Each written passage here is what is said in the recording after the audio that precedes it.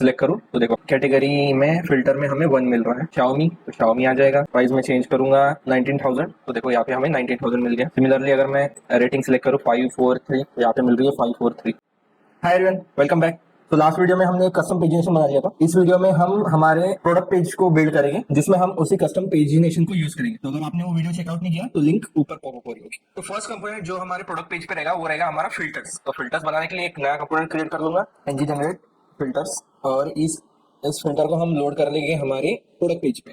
तो product page में load करने के लिए सबसे पहले मैं एक डिव बना लूंगा जिसपे क्लास होगा कंटेनर, ठीक है। उसके अंदर फिर एक और डिव रहेगा जो होगा रो, और फिर एक और डिव होगा जिसका क्लास होगा कॉल 3। मतलब ये कॉल 3 की स्पेस ले लेगा जिसमें हम हमारे ऐप डॉट फिल्टर्स को लोड करेंगे, ऐप फिल्टर कंपोनेंट को। और फिर उसके बाद रहेगा एक और डिव डॉट कॉल 12 नहीं 9, और जिसमें हमारा पेजिनेशन कंपोनेंट रहेगा, ठीक है। और इसको मार्जिन भी दे देंगे MY5। तो हमारा फिल्टर यहाँ पे लोड हो गया। तो फिल्टर में सबसे पहले एक डिव रहेगा जिसका क्लास हम रख देंगे फिल्टर कंटेनर, ठीक है। फिर इसमें सबसे पहले एक और डिव रहेगा जिसका नाम फिल्टर हेडर रहेगा, जिसमें हम हमारी हेडिंग को रखेंगे कि ये फिल्टर है H4, और इसमें हम लिखेंगे फिल्टर्स। और फिर इसे मार्जिन बॉटम 5 दे देंगे और मार्जिन टॉप 3 दे देंगे, ठीक है। तो हमारा फिल्टर कंटेनर और फिल्टर हेडर तो बन गया। उसके बाद हमें 1 बाय 1 फिल्टर सेट करने होंगे, जिसके लिए हम हर फिल्टर के लिए सेक्शंस बनाएंगे। तो हमारे पास टोटल 5 फिल्टर्स रहेंगे, जिसके लिए मैं 5 सेक्शंस बना लूंगा, फिल्टर सेक्शंस। तो हमें सब सेक्शन में हेडिंग्स ऐड करनी पड़ेगी, तो जिसके लिए मैं मल्टी कर्सर का यूज करूंगा। कमांड होता है कंट्रोल अल्टर और डाउन बटन, तो ये मल्टीपल लाइन सिलेक्ट कर देगा। फिर हम H3 ऐड करेंगे सब में, और पहला फिल्टर होगा कैटेगरीज का, कैटेगरीज। सेकंड होगा ब्रांड्स का। थर्ड होगा स्टॉक का, इन स्टॉक और आउट ऑफ स्टॉक। फिर फोर्थ हम रखेंगे प्राइस, और फिफ्थ रखेंगे रेटिंग, ठीक है।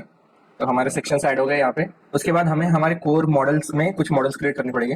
तो मैं एक क्लास ऐड करूंगा, एक फाइल ऐड करूंगा यहाँ पे जिसका नाम होगा catalog.ts, जिसमें हमारे सारे मॉडल्स रहेंगे जो भी हमें रिस्पॉन्स में मिल रहा है एपीआई के थ्रू।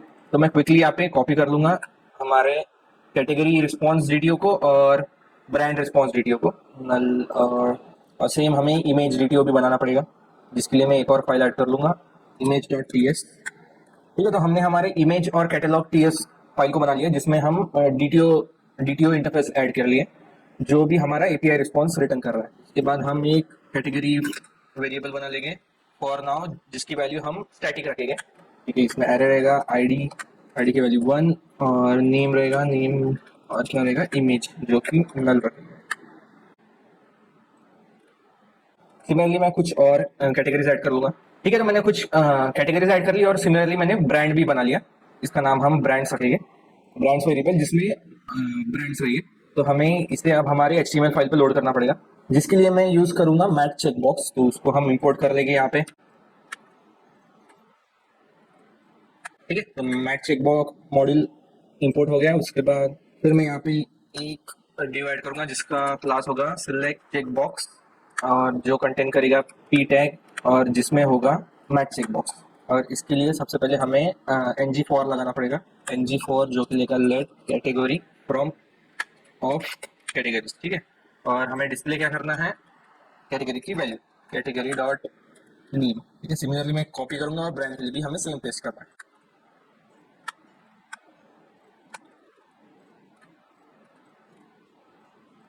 ठीक है। तो हमारी कैटेगरीज और ब्रांड यहाँ पे लोड हो गए। उसके बाद हमें स्टॉक के लिए लगेगा एक और मॉड्यूल जिसका नाम है मैट बटन टॉगल मॉड्यूल, जिसको हम इंपोर्ट करेंगे हमारे प्रोडक्ट मॉड्यूल में। और फिर मैं यहाँ पे मैट टॉगल बटन को ऐड करूंगा, जिसमें जिसमें mat toggle, 2 mat toggle button हो गए, एक एक इन स्टॉक और एक आउट ऑफ स्टॉक। तो हमारे in stock out of stock button आ गए।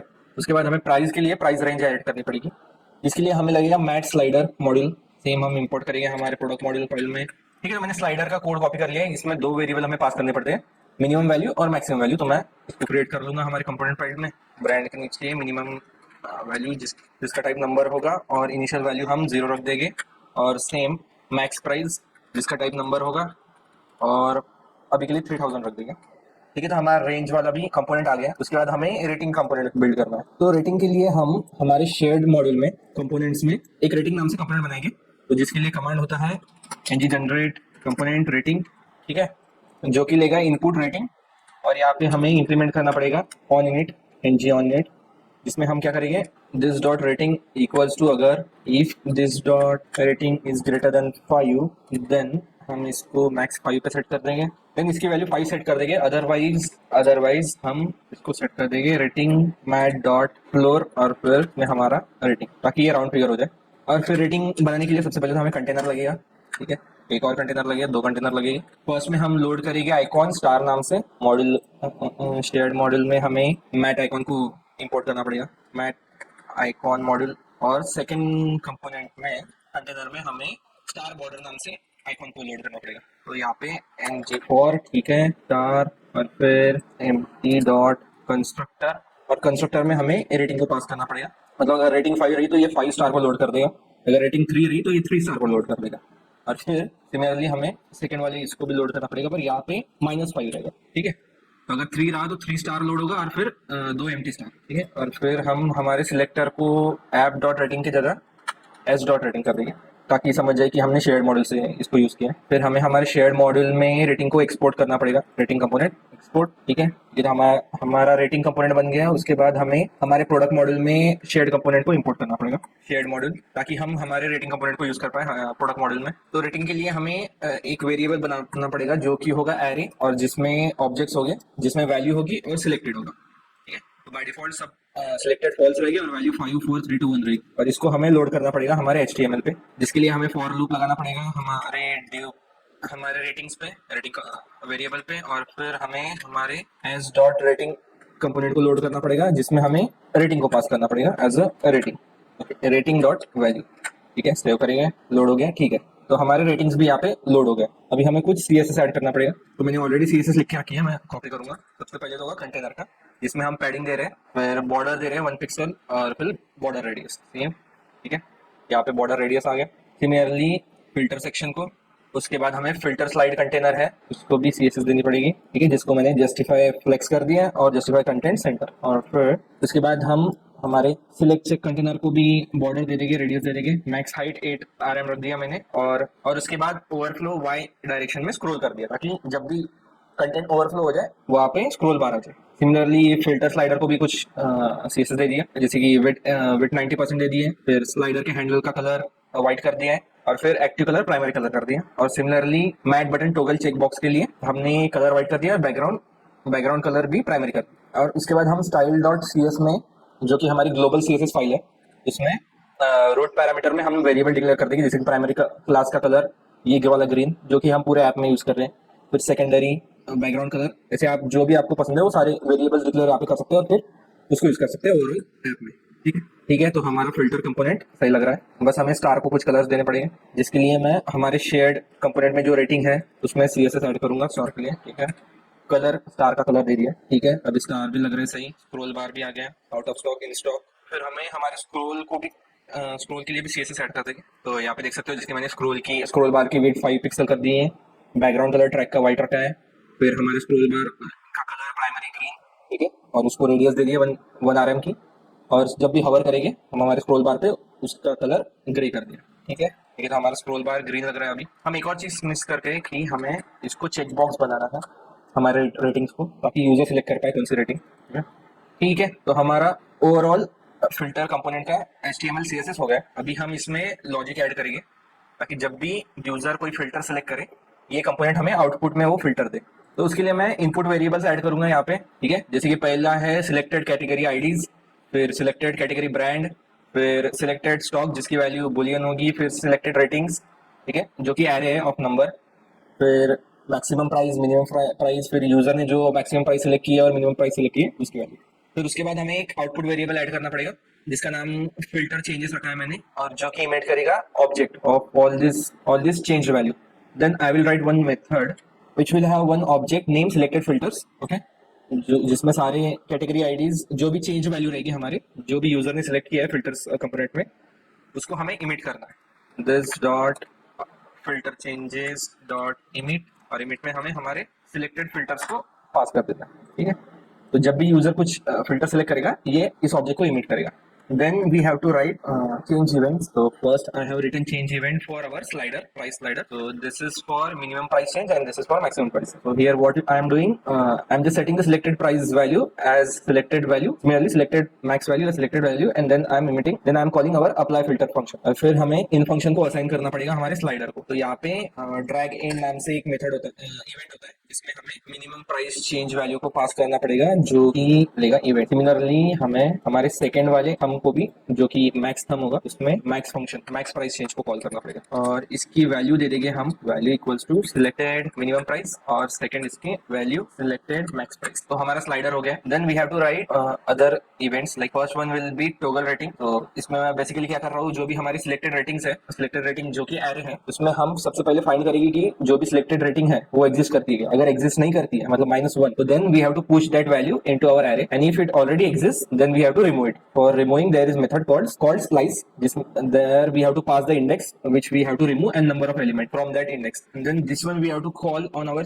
Checkbox mat checkbox selection. Let's save it. उसके बाद सिमिलरली मैंने टॉगल कैटेगरीज सेम, जो कि कैटेगरी आईडी ले रहा है, फिर चेक कर रहा है हमारे सिलेक्टेड आईडीज में कि ऑलरेडी एग्जिस्ट करता है कि नहीं. अगर नहीं एग्जिस्ट करता है तो then we are pushing it. If already exist then we have to just remove it because it is toggle category. So if already exist then we have to remove it. If does not exist then we have to push it. Similarly for brand I am just checking it in our here it should be brand IDs. Then similarly, then if does not exist then we have to push it. If exists then we have to remove it. And in each toggle method at the end I am calling this apply filter method. Then for same for toggle stock, here logic is easy because we just have to assign the value to selected stock price, to selected stock type the value which will be of type boolean, and then we have to call this apply filter method. Let's save it, and then we have to assign this toggle stock method to our stock. So first will be in stock, for that value will be true, and then I'm calling the toggle stock where I'm passing value as true. Similarly for out of stock value will be false and I'm passing value as false. Okay, then for brand on checkbox we have to whenever the change event is triggered we have to call this toggle brand and we have to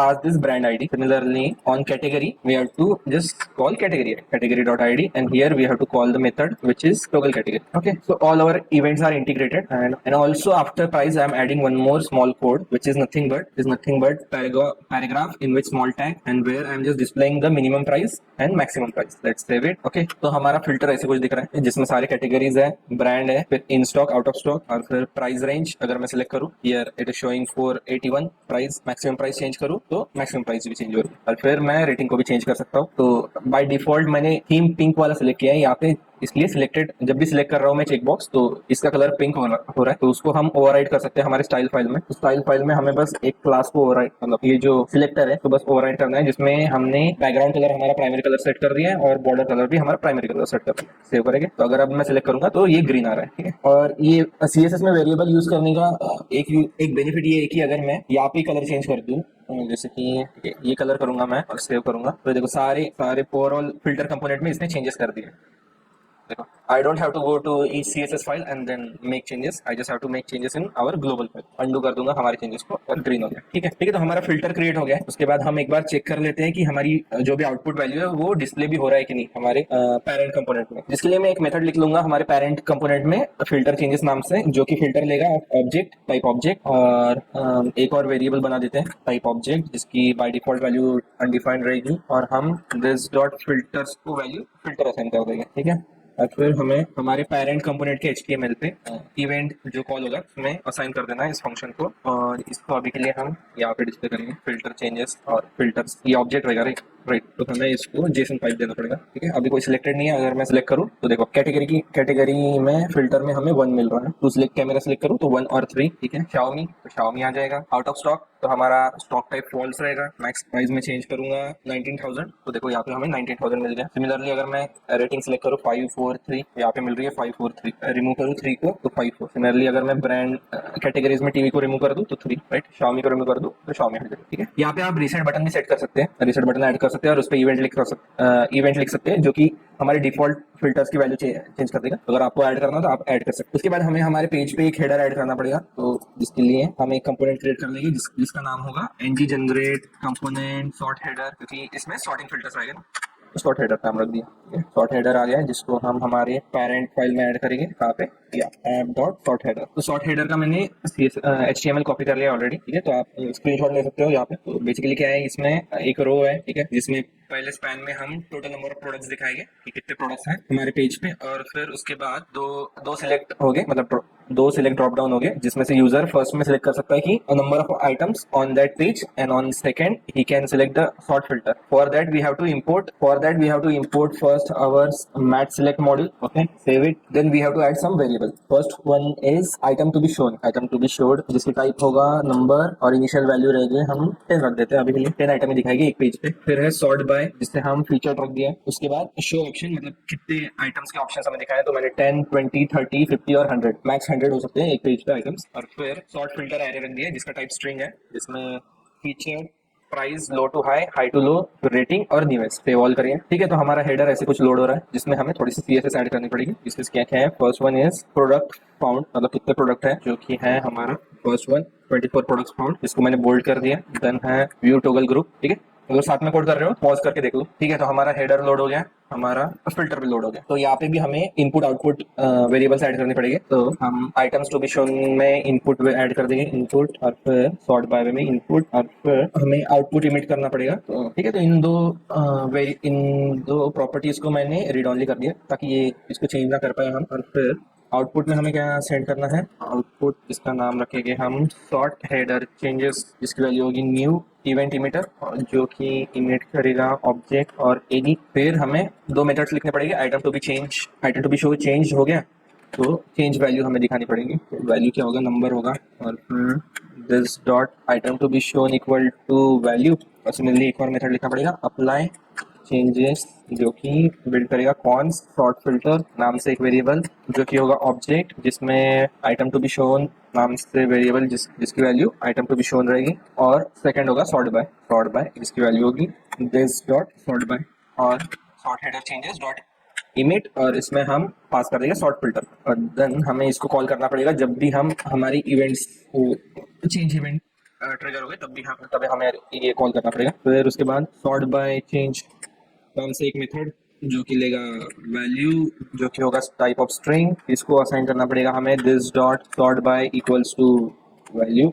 और फिर same हमें this dot apply change call करना पड़ेगा. Save करते हैं, और फिर इसको हमें हमारे एचटीएमएल में असाइन करना पड़ेगा. ठीक है, तो इसकी वैल्यू हम ऑब्जेक्ट ऑफ टाइप ये मैच सिलेक्ट चेंज रहेगा, और फिर ऑब्जेक्ट डॉट में हमें मिलेगा वैल्यू. सिमिलरली हमें हमारे सॉर्ट बाय चेंजेस में भी ऐड करना पड़ेगा, और फिर ऑब्जेक्ट डॉट वैल्यू. ठीक है, और इनको फिर हमें असाइन कर देना पड़ेगा हमारे सिलेक्ट पे. तो सिलेक्ट पे एक इवेंट होता है सिलेक्शन ऑन चेंज, जिसमें हमें हमारे फंक्शन को असाइन करना पड़ेगा, और जिसमें हमें इवेंट पास करना पड़ेगा. सिमिलरली सॉर्ट बाय पे भी लगाना पड़ेगा, सिलेक्ट सॉर्ट बाय, इधर वैल्यू होगी सॉर्ट बाय चेंज. ठीक है, तो हमने हमारा इनपुट आउटपुट वेरिएबल बना लिया. अभी सिमिलरली हमें हमारे पैरेंट में इसको डिस्प्ले करना पड़ेगा. तो पैरेंट में सेम मैं ऐसे ही एक सॉर्ट फिल्टर नाम से वेरिएबल बना लूंगा, जो कि ऑब्जेक्ट होगा. फिर sort filter changes, filters, console log filters कर देंगे, और फिर यहाँ पे सॉर्ट फिल्टर्स को फिल्टर्स असाइन कर देंगे. और फिर इस फिल्टर को हमें हमारे एचटीएमएल पे दिखाना पड़ेगा. और सबसे पहले तो हमें पास करना पड़ेगा इवेंट सॉर्ट हेडर चेंजेस, और फिर यहाँ पे method sort filter changes method, और फिर इसमें हमें इवेंट को पास कर देना पड़ेगा. सेव, लेट्स सी, अगर मैं चेंज करूँ 20, तो मुझे 20 मिल रहा है sort by feature, high to low, rating. पहले मैं अगर फिल्टर्स अप्लाई करूँ, हमें फिल्टर्स भी मिल रहा है. हम पेजिनेशन दिखा रहे हैं क्या, डिस्प्ले पेजिनेशन नहीं है.